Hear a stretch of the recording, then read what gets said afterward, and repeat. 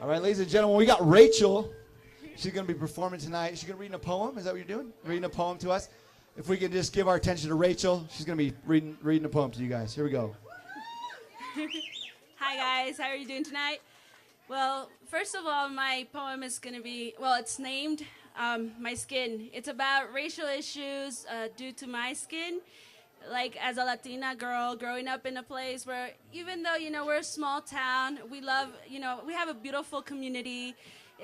We always see these conflicts going around. I wrote a newspaper article about this last year, about segregation between Latino and Anglo kids. And I wrote this poem just kind of retouching that baseline. So here I go. The color of my skin tells a story. My skin is the same one my ancestors had as they danced through the lights of the burning fire and sang songs under the shining moon.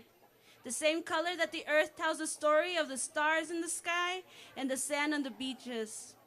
The same shade that my ancestors carry as they made history in their own kind of way. The same skin that holds the same blood my parents carried as they crossed the hardships of a desert. My skin is the same as the one my abuelos had as they told their famous cuentos to the young ones at home. My skin is scarred with the scars of a deadly war. The same skin that had to fight that war and lost part of their family for it. The type of scars that filled hope to a household of 6 siblings and another broken home of 7 innocent souls. The type of scars that have been hushed in the horizons of the sun and the moon's silence has never opened up to tell its story. My skin is a cuento told by my long chain of past lives.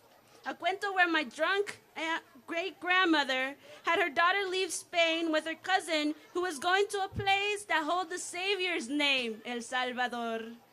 A cuento where a young kid would be neglected by his own parents and his brother being his favorite, later on telling the same cuento to his own daughter, making her feel lost and hopeless.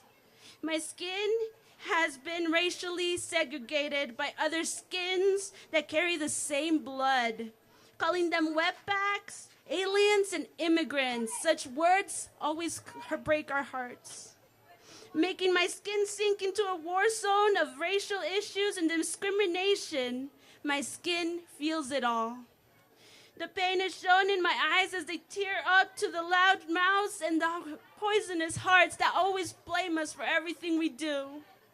My skin has been hurt by the abuse caused by other skins, where a voice yells, "I can't breathe," multiple times, suffocating the last chance of breath out of my own skin and the veins that hold my skin. The skin is also known for those poor innocent people, the people who are blue skins that protect our nation by all the crowns. But this earth is corrupted by its own ways. My skin is rotten. The flesh seems to worsen its conditions. It seems like there isn't concentration to the homeless and the poor.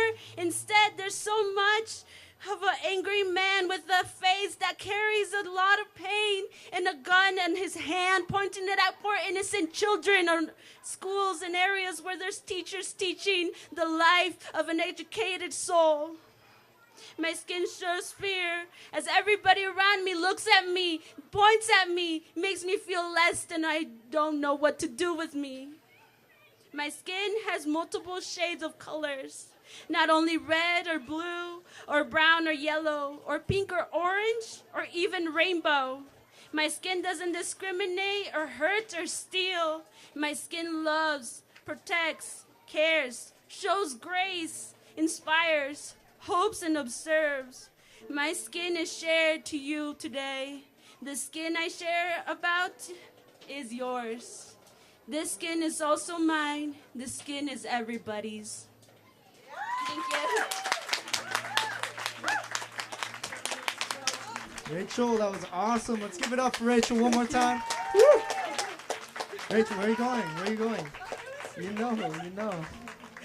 Sorry, I always forget. There's questions afterwards. I think that racial issues are so prevalent right now in the society we live in Why is it that you feel like you have to speak about this issue?